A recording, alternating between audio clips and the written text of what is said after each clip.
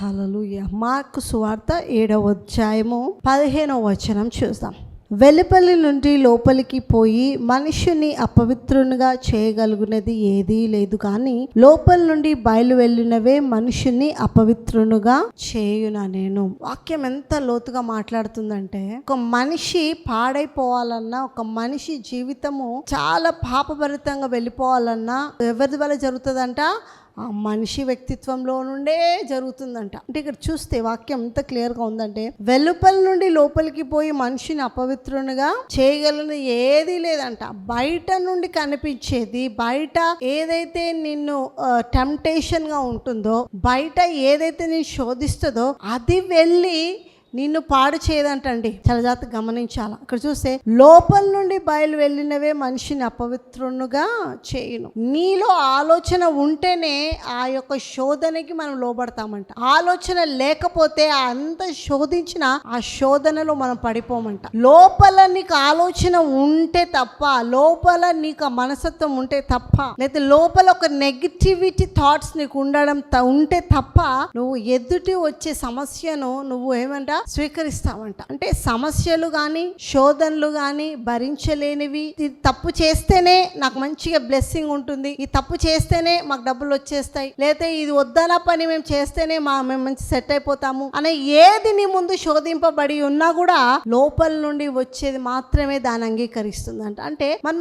లోపల ఎంతగా మన ట్రాన్స్ఫర్మేషన్ అవ్వాలి అంటే, నీ ముందు ఎంత డబ్బులు పెట్టినా, నీ ముందు ఎంత చీకటి వస్తువులు చీకటి పనులు పెట్టినా నువ్వు దానికి శోధనలో లొంగిపోకుండా ఉండాలి అంటే నీ మనస్సు, నీ ఆలోచనలు, లోపలున్న నీ అంతరంగ మనస్సు కూడా ఏం కావాలంట?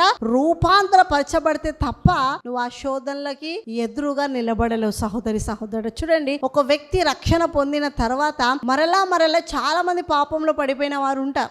రక్షణ పొందుకున్నావు, మరలా ఎందుకయ్యా నువ్వు అక్కడ అదే పాపంలో వెళ్ళావు, మళ్ళీ అదే త్రాగుతున్నావు, మళ్ళీ అదే పాపం చేస్తున్నావు అని ఒక వ్యక్తిని మనం ప్రశ్నించినప్పుడు ఆ వ్యక్తి ఏమంటాడంటే, ఏంటో నాకు తెలియని బలహీనత ఉంది, నాకెందుకో మరలా అవే ఆలోచనలు వస్తాయి, మరలా అదే స్థితికి వెళ్ళాలనిపిస్తుంది, నాకు ఇంకా ఏం కనబడతలేదు కదా, డబ్బులు లేవు కదా, సోర్స్ లేదు కదా, ఎవరు లేరు కదా, అందుకే నాకు మళ్ళీ పాతవని జ్ఞాపకం వస్తున్నాయి అని చెప్పి చాలా మంది రక్షణ పొందిన వారు ఏమైపోతున్నారంటే మరలా తిరిగి పాత జీవితంకి వెళ్ళిపోతున్నారు. చూడండి, రక్షణ పొందుకోవడం అనేది నీ జీవితంకి ఒక మొదటి మెట్టుగా ఒక ఆశీర్వాద గుర్తింపుగా ఉంటుంది. ఆశీర్వదింపబడే జీవితం నీకు జీవితాంతం నువ్వు కొనసాగింపబడాలి అంటే నువ్వు వాక్యంకి దేవునితో అంటకట్టబడి ఉంటే తప్ప ప్రతి పాపమును శోధనను ఎదిరించలేవు సహోదరి సహోదరుడు. ఎందుకంటే నీలో ఉన్న మనస్సు, మనిషిలో ఉన్న మనస్సు ఎలాంటిదంటే చిన్న వాటికైనా పెద్ద వాటికైనా అది లొంగిపోయే తత్వంగా ఉంటుంది. అంటే every human being on this world will fall very quickly in the temptations, very quickly in the emotions. ఎవరైనా ఏడ్ చేస్తున్నారు అంటే వారి మాటలు లొంగిపోతాం. అయ్యో నన్ను వదిలిపెట్టి పోకు అంటే సరే నేను వెళ్ళనులే అని ఇస్తుంటాం.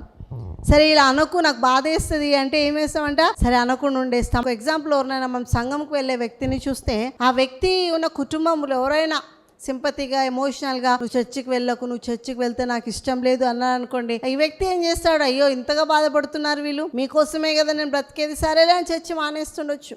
అంటే కొన్ని ఎమోషనల్గా, అంటే కొన్ని బలహీనంగా నీ మనస్సును ఏం చేస్తాయంట?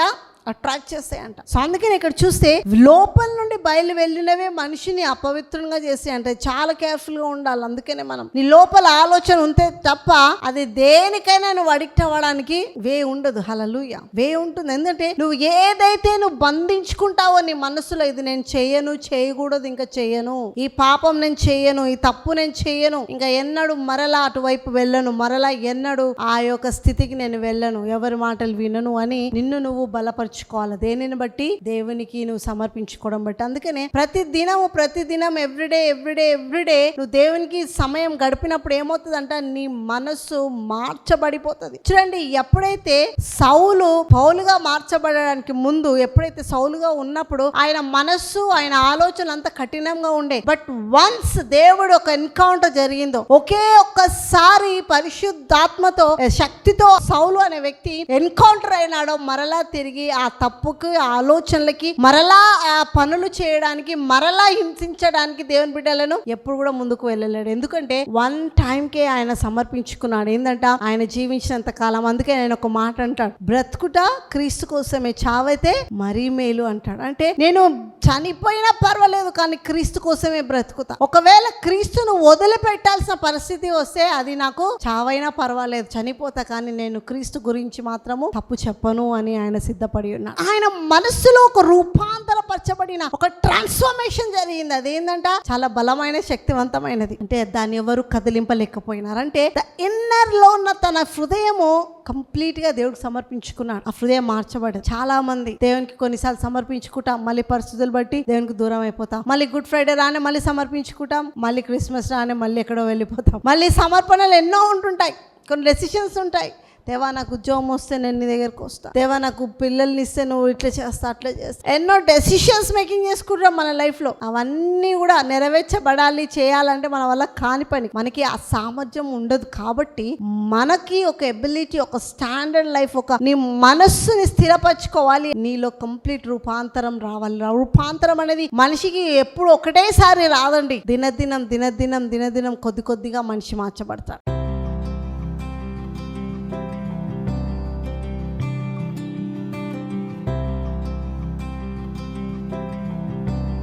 దేవా మరల ప్రభా అదే పాపం మరల పాస్ట్ లైఫ్ లో కోల్పోయినదే మేము ఇంకా బాధపడుతున్నామని ఎవరైతే గుర్తు చేసుకొని వారి జీవిత భవిష్యత్తుని ఆశీర్వాదాలు గుర్తించకుండా దేవా ఇంకా మేము చీకట్లోనే ఉంటాం అనుకుంటున్నాం, వారి యొక్క ఆలోచనలు మేము మార్చమని ప్రార్థిస్తాం. Lord, I declare the super natural blessings father. దేవా నీ వాక్యమే వెలుగు, వాక్యమే పాదములకు దీపం అన్నట్టుగా ప్రభా వీరి భవిష్యత్తు మార్గంలో మెట్టగొన్న ప్రతి స్థలముల మీద సరళం చేయమని ప్రార్థిస్తున్నాం. ప్రతి ఒక్క ఇత్తడి తలుపులు ఇనుప గడియలు విరగొట్టబడును గాక నీ నామమున. ఇప్పుడే ప్రభా నీ శక్తివంతమైన కార్యములు ప్రభా ఎక్కడైతే ఆగిపోయినారో, ఎక్కడైతే జరగట్లేదు అనుకుంటున్నారో, ఉద్యోగాలు లేక డిప్రెషన్లకు వెళ్ళిపోయి ప్రభా పరిస్థితి దారుణం అయిపోయింది అనుకుంటున్నారో, వారికి ఇప్పుడే నూతనమైన సామర్థ్యం ప్రకటిస్తున్నాం. ఏ శరీరము బలహీనమైపోయి ఏ అనారోగ్యముతో ప్రభా మీరు పడిపోయినారో వారిని బలపరచు, స్థిరపరచమని, మంచి ఆరోగ్య బలం శక్తిని స్థిరత్వమైన మనస్సును వీరికి కలిగింప చేయమని నజరేయుడైన యేసయ్య నీ కృప కలిగిన నామమున ప్రార్థిస్తున్నాము తండ్రి. Amen and amen. God bless you all.